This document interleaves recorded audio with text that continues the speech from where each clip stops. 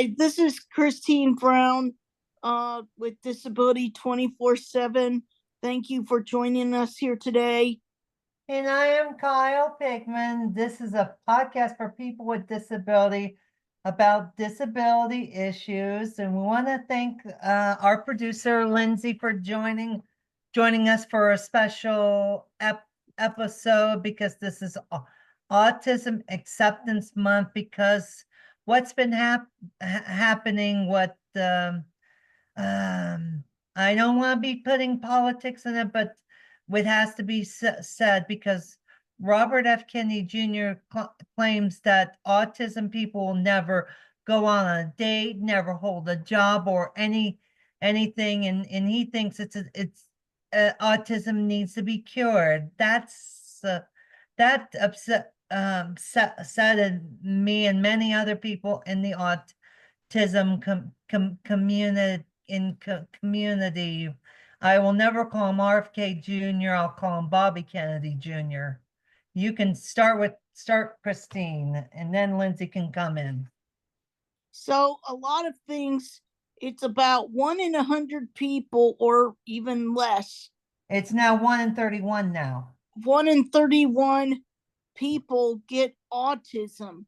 And there are a lot of people with autism, including myself, where I work and I live out in the community. I hold a job at the Ohio State University, and also I'm part of sports like Special Olympics, and also big into advocacy. I've held now 6 legislative days. So we people with autism have a lot to share of our skills, and they really should not make people with disabilities, especially people with autism, look like they can't achieve things. Lindsey can come on. Yeah, thanks guys for having me on for this.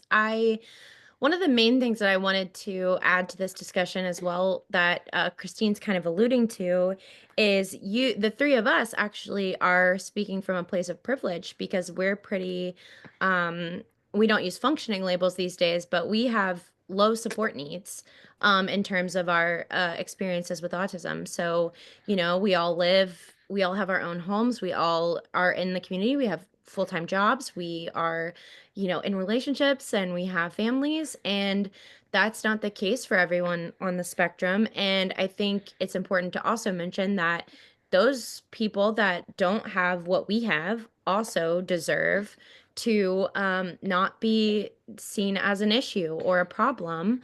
And so I think it's important for us not just to say, yes, we have all of these amazing things that we do, but also there are people that deserve love and support just because they draw a breath in the world and just because they're alive and they're in society. And I think that's really going to be important as we keep moving forward in this political landscape, because the easiest way for them to turn us against each other is to get us to say that one person is better than the other, and that's how they convince us to not stick together. So I wanted to mention that too, because we might have supporters and listeners on who have loved ones with more severe types of autism, and I want them to know that we support them too, and we believe that they deserve to be in the world, and that they're a gift to their families as well. So Yeah. that's something I've been thinking about a lot, because I think not a lot of people have been talking about that.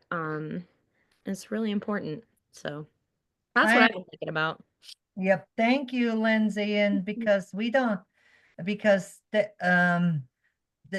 some certain people want us to be separated, and also and think people with disabilities as a burden. We are not a burden, we are a gift. And that's just because they're trying to cut programs for people with disabilities, and also and now with DEI, with That's very Diversity, concerning. equity, and inclusion. Yes. Yep. Yeah, I think it's really funny with the DEI conversation too, because a lot of the people that are upset about the DEI situation are some people that generally benefit from it, right? Like Yeah. some veterans that might support the president's elimination of DEI are actually considered DEI hires or DEI people. So Yeah. that's something. I mean, we Even in the state level. right. We try really hard to not get super political on the podcast, but this statement from RFK specifically about people with autism ruining lives and ruining families is almost so deplorable that you just can't sit back and not say anything about it. So Right. Thank you, Lindsay, for that, because and you and you've become a great mother to your 6-year-old, 6-month-old, I mean. yeah, Sorry. thank you. Yeah. Sorry, I didn't mean to go that far. No, you're good. She is 6 months old. I think that's another part that's making me think a lot about those comments too, because now that I am a mom, it's important that she knows whether she has autism or not, that people are different from her and people experience the world differently than she does for a lot of different reasons. And we want her to be on the side of the Love. good and love and kindness to all kinds of people. And I just can't I have a hard time with the fact that this person that really hasn't had an experience with autism clearly said such heinous things, because we all, those of us in the disability space and who have autism or know someone with autism, we know how much sometimes those are the best kind of people. Sometimes those are the people you want to hang out with the most. Yeah. And that's not something you know unless you're friends with a bunch of people with autism, like we all are, you know? Yep, and then Tim Shriver's mother started Special Olympics Eunice Kennedy Shriver, and then Tim's brother Anthony started Best Buddies, and Tim's now because he's a relative of Bobby. They're relatives of Bobby Kennedy Jr. Just to because just I don't know what Bobby Kennedy is thinking. I can also say that there are groups like the Autism Self-Advocacy Network, and also some other groups that we have been doing things together, like Kyle and I, and it has been great.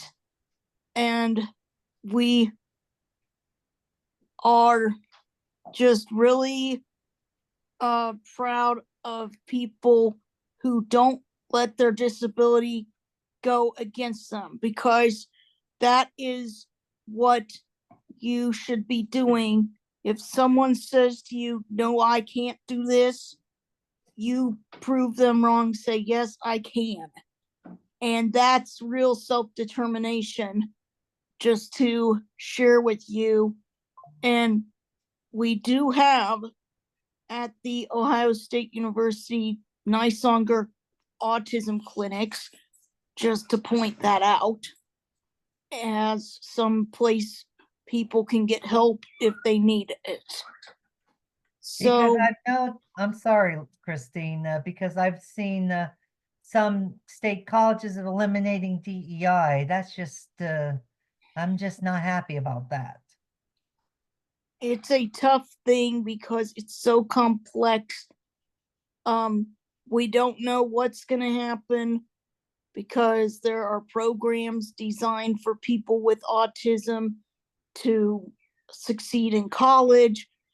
And it's like, what is going to happen with those programs? I can't give an answer, No. but it's just a question we just don't know. Yep. So all we do is we are watching out, and we pray that everybody has their needs met, because we care for everyone to succeed. Definitely. And I'll let Lindsay chime in. Yeah, I agree with everything Christine's saying. I think we'll keep an eye on the landscape moving forward, and if it gets more intense or things get even scarier, we'll obviously speak out on it. This is a disability podcast, so I think most people knew that we would have this stance or take this stance about this issue. But I also want to mention we are publishing this likely in May. So happy Autism is year-round month Yes. to everybody. Yes. Because it will be outside of Autism Acceptance Month, but we are always autistic, so it's year-round for us. And I appreciate that, Lindsay, because our special last year we invited Zoe Gross from the Autism Self Network, Amy Zender of the Autism Society of Central Ohio, and an NBC4 anchor, Jared Smalley, who WCMH TV in Columbus. He has two sons on the spectrum, Brady and Tyler. Yeah, so it's really important to make sure that you look at everybody's skill and treat them equally, because everyone has their own skills and strengths and weaknesses. It doesn't matter who you are. Definitely, and also just treat people with kindness and love, even with people with the disabilities. People with disabilities are not a burden or autism. It's just they're a gift. There's all types of disabilities, even people with Down syndrome and different types of disabilities, and people in wheelchairs and or walkers or crutches. There's different types. Not all disabilities are one-sided. There's just different types, and just there's no one size fits all for disabilities. I agree with Kyle, because there's people with cerebral palsy, people that have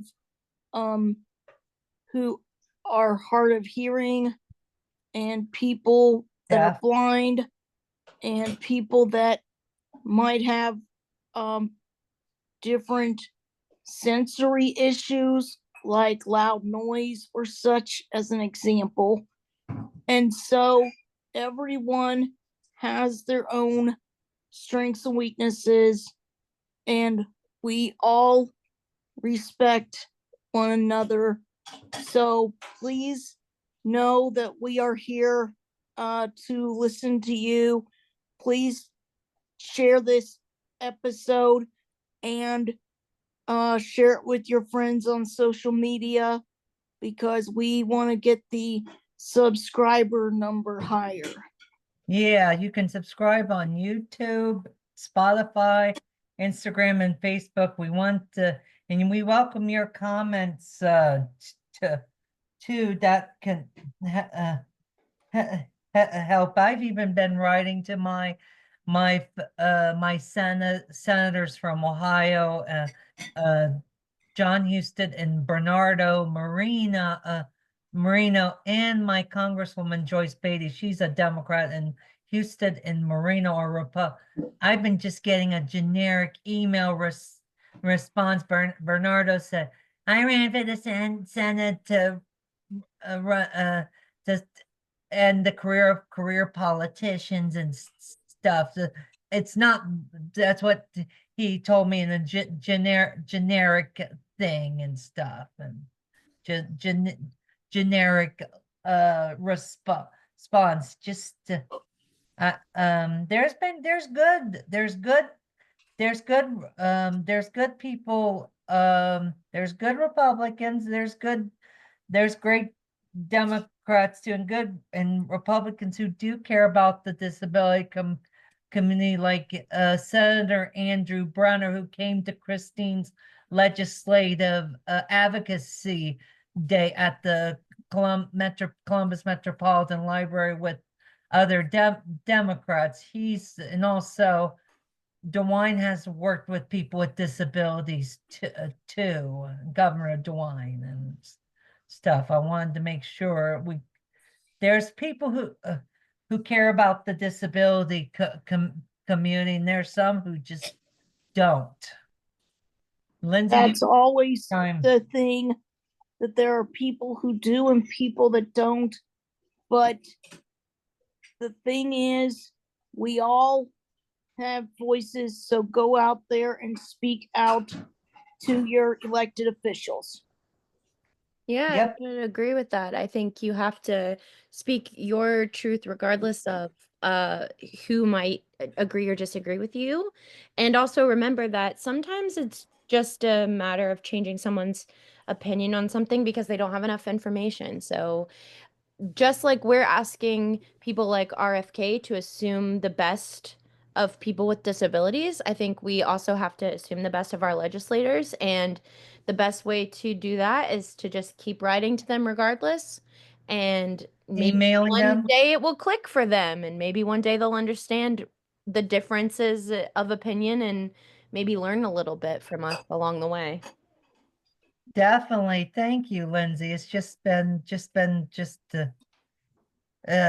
we're recording this is 100 days of office for for Trump.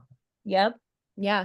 And it's been tough. I mean, I wouldn't have imagined that we'd ever have to even have this conversation and have to come on here and explicitly state that we don't agree with the statement that people with autism destroy families. That's a wild turn of events that we're in, and so I know it is hard to stay positive in that kind of a political landscape. So I just want to say that I'm proud of everyone out there for trying your best, even at the face of a really, really hostile government. So, Yes, and Lindsay, you do drive, and people with autism, they drive too, and they're independent. They have families like Lindsay and do things, very wonderful things with just with different mindsets. yeah, we have to all remember that if you that's kind of the takeaway that I'm standing on is if you draw breath in society, you deserve to be here. People love you, and you shouldn't be ridiculed, regardless. Or be Yeah. and you're not, nobody's a burden, despite they try to claim that people with disabilities are a burden. They should be put away and stuff. That's just, that ain't gonna that's never gonna that's not happening. No, not if we have anything to say about it. It's like pretty sure it's Right. 1 in 4 people have a disability of some kind or will have one at some point in their life. So try Yeah. to try to comfort the disability community. It's not going to be easy for you. Yes. Especially because when somebody else has one of the biggest things that causes a disability later in life is strokes. Or being paralyzed from an accident. Yes, exactly. So don't have your disability define you, because you are who you believe you are. Definitely, and we're going to keep advocating, and also and keep make sure buildings are accessible to get in and out in vehicles. They've talked about ending that. Just scary. Well, keep fighting everyone and just know that the three of us are on your team, and we would love to hear about your stories. Tell us about how you're super cool and you do a lot in the community and how amazing you are. And let's change this narrative. Thank you, Lindsay, and we thank you, Christine, and thank you all for watching and listening and for time, and keep writing to your state and even federal legislators, and keep fighting for our community. There may be some, but who cares about the disability community, even the opposite of what we have now, and they just and live life with compassion and love.